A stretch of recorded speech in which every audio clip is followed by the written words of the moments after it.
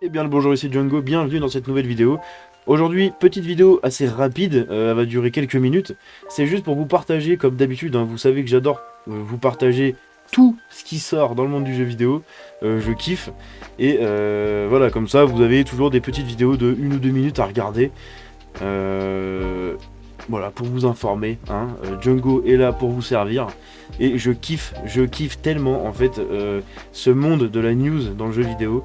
C'est tellement intéressant, il y a tellement plein de trucs tout le temps qui sortent. Bref, Diablo 4 a gagné plus de 666 millions de dollars en 5 jours, affirme Blizzard. Donc, vous avez retenu, hein, 666. Le studio dit que le jeu est son titre le plus vendu de tous les temps. Le plus vendu, je sais pas. Mais par contre, le plus rapidement vendu, ça c'est sûr. Diablo 4 a dépassé les ventes de 666 millions de dollars au cours de ses 5 premiers jours, a affirmé Blizzard. Le jalon sur le thème de la satanique fait que le jeu du titre le titre le plus vendu de Blizzard selon le studio. L'affirmation la plus rapide à vendre, explique Blizzard, est basée sur les unités et les dollars vendus sur toutes les plateformes jusqu'aux 5 premiers jours suivant le lancement, donc jusqu'au 10 juin. Blizzard a également fourni des statistiques sur les joueurs pour la première semaine du jeu, y compris ce qui suit. Il y a eu 276 milliards de monstres qui ont été tués, ça en fait du meurtre. Les joueurs sont morts 317 millions de fois, donc plus que les mobs. C'est marrant. Ah bah non, je suis con sur le milliard. Oh là là là là là là. Ouh, il est temps que j'arrête, hein. 276 millions d'heures ont été jouées depuis l'accès anticipé, c'est assez énorme quand même ça par contre. Plus de 166 millions de groupes de joueurs ont été créés. Le boucher a causé 5,3 millions de morts. Je suis pas encore rendu à ce boss là, donc on verra. 430 000 joueurs sont morts en joueur contre joueur. C'est pas mal, hein, parce que c'est le début, donc tout le monde ne va pas en joueur contre joueur. Il y a déjà presque 500 000 joueurs qui se sont bagarrés, enfin au moins 500 000 joueurs qui se sont battus en joueur contre joueur, c'est assez exceptionnel. Les joueurs experts ont fait la course pour être parmi les 1000 premiers à atteindre le niveau d'expérience 100 sur la difficulté hardcore du jeu, dans lequel chaque fois qu'un joueur meurt, son personnage est tué en perma, donc permadeath, et il doit recommencer à partir du niveau 1.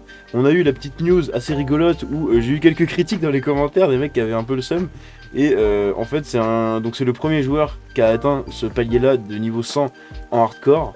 En fait son perso a été supprimé à cause d'une déconnexion.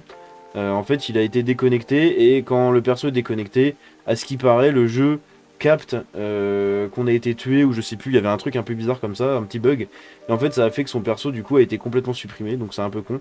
Nul doute que, étant donné que c'est le premier joueur à l'avoir fait, maintenant il est connu, donc je pense que Blizzard pourra faire un rollback et lui rétablir son perso. Bref, j'ai pas eu de suite de news là-dessus. Mais voilà la petite info. Les 1000 premiers joueurs à accomplir cela auront leur nom gravé sur une statue de l'antagoniste du jeu, Lilith. Donc une statue réelle, hein, qui va vraiment exister.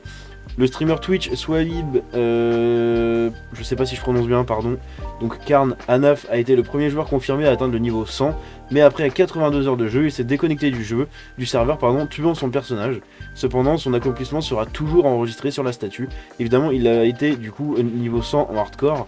Après 54 heures de jeu, sommeil compris. Il l'a fait en 4 jours, je crois, 3-4 jours. Et putain, c'est un putain d'exploit quand même.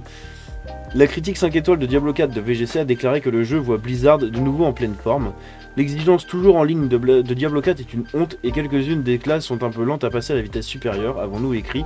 Mais nous ne sommes pas en mesure de rassembler que des plaintes mineures pour ce qui est facilement un favori du jeu de l'année, et le meilleur jeu Blizzard depuis Diablo 3. Je suis assez d'accord avec ça, je pense que c'est le meilleur jeu Blizzard, parce que les Overwatch, bon, c'est des bons jeux, mais voilà. Là franchement Diablo 4 il fait un espèce de carton, c'est un truc de ouf, et franchement je sais pas ce que vous pensez, mais cette année 2023 elle est assez exceptionnelle, hein.